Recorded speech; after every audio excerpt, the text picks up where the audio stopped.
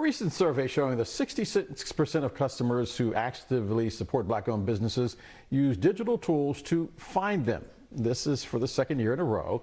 Google now joining forces with the U.S. Black Chambers Incorporated to re-image Black Friday as Black-owned Friday, a way to promote and support Black-owned businesses. So how did Black-owned Friday go? Stephanie Horton is the Global Consumer Marketing Director for Commerce at Google, and she joins us now from New York. Ms. Horton, thanks for being with us. So how did Black-owned businesses do on Friday? Well, I think they did pretty well. I mean, I think, one thing we do know is that small businesses are the backbone of our economy and our communities. And we've seen over the last year and a half, small businesses, especially those that are Black owned, have continued to face significant challenges. And at the same time, consumers are really looking to shop their values. We do know that 60% of our US consumers who are planning to shop for the holidays say they want to shop a small business. We've also seen searches for Black owned increase 600%. And 60% of consumers who actively support Black owned businesses say they use digital tools to find them. So we obviously see the demand is there in a big way. And I think Google wants to make sure that we have all the tools there for people to find the businesses that they're looking for. So far, so good. Stephanie, I get it for Black folk, but why is it important for Google to promote and support Black-owned business? Yeah, I mean, I think, we've seen, as I said, the searches for this increase over 600% in the last year. So we know there's a huge demand there. And for Google, one of the main things we are about is meeting users where they are. So if this is something that they're searching for, we want to make sure that we have the tools available for them to find these businesses. So this is an initiative, the two initiatives that we'll talk about that stems from a campaign that we did earlier this year where we had people be able to shop their values with the Black owned business badge. So this is an expansion of that. And it builds on the attribute we launched across Google Search Maps last summer. So it's another great way people can shop Black businesses across Google products and platforms. All of us have been talking about the demographic shift that is taking place in the United States and the fact that it is moving faster than some would think. Black Friday's been around for years. Why now? Why has Google decided to do this now? I think for us, we have seen that this is something that people want. So we wanted to reimagine Black Friday as Black owned Friday. So it was something to really be able to, support this whole vision. So this year, as you said, we partnered with the Chamber for the second year in a row. And it's a day for people really to be able to search, shop, and support Black owned businesses. And for this year's campaign, I think you saw that we were able to partner with T-Pain, who wrote a new original musical track for Black-owned Friday, which features himself and Normani, and was really brought to life in this shoppable film that features more than 100 products for over 50 Black businesses. So for us, it was a way to really get out there and support a lot more businesses, and we hope to continue. And viewers can purchase these items from a range of home goods, beauty, coffee, while watching the shoppable film on the microsite or on YouTube. So it was a bigger way for us to support these businesses and really get them out there and surface all the great things that they have. It's interesting. I spent a lot of time in this particular arena, and I point out to audiences that I talk to that prior to 1906, hot dogs did not exist in America. Chinese food did not exist in America. Italian food did not exist in America. There's the commercial on television right now about sriracha.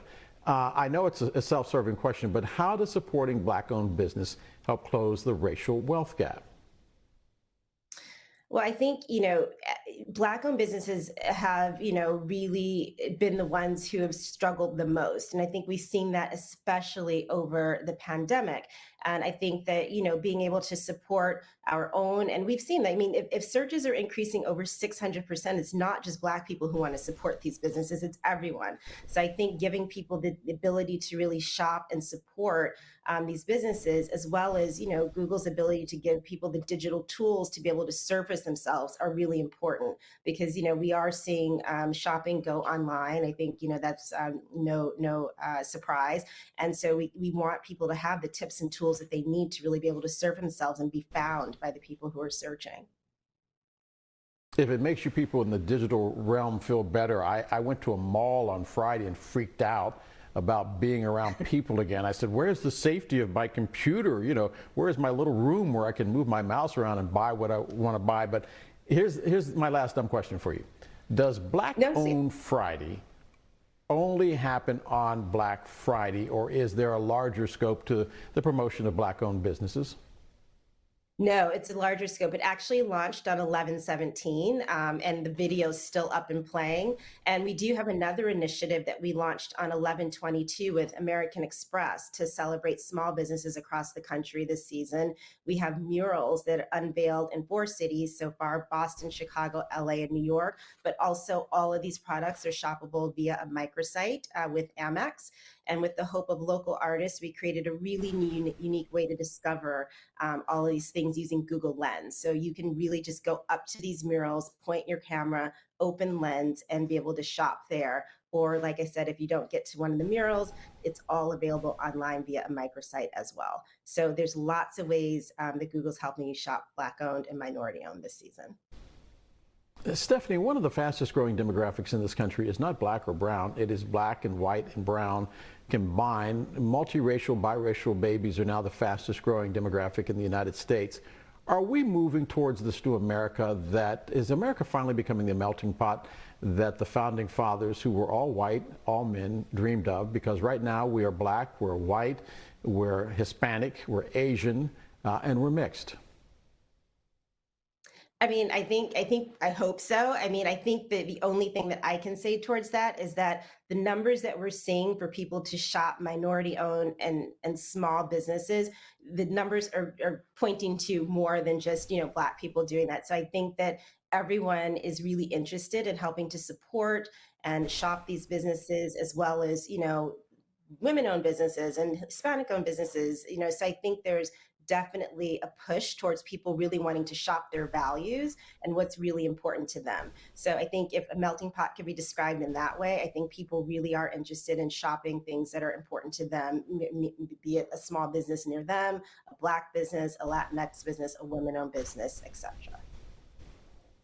And again, we have the website is up. We're looking at it right now. They want to go to that website. They can find it where? They can find it just there on I think it's up on the screen. It's there, and then you could just go, and all the products are available there, or you can shop them directly from the video. So you have 2 ways to shop it: from the microsite or on YouTube. And you're talking about T-Pain, which to me, I'm trying to figure out, T-Pain, whatever happened to Diana Ross and all the others, but I'll leave that to the younger generation. Well, you know Stephanie what? Horton Maybe that's is the the... seed we can plant for next year. Yeah, good luck with that. Right now I'm trying to figure out my IG, which I understand stands for Instagram. That shows you how far behind. And I reached out to you, by the way, on Facebook, but enough for that. That is Stephanie Horton. She is the global marketing director for Google. Stephanie, thanks for being with us.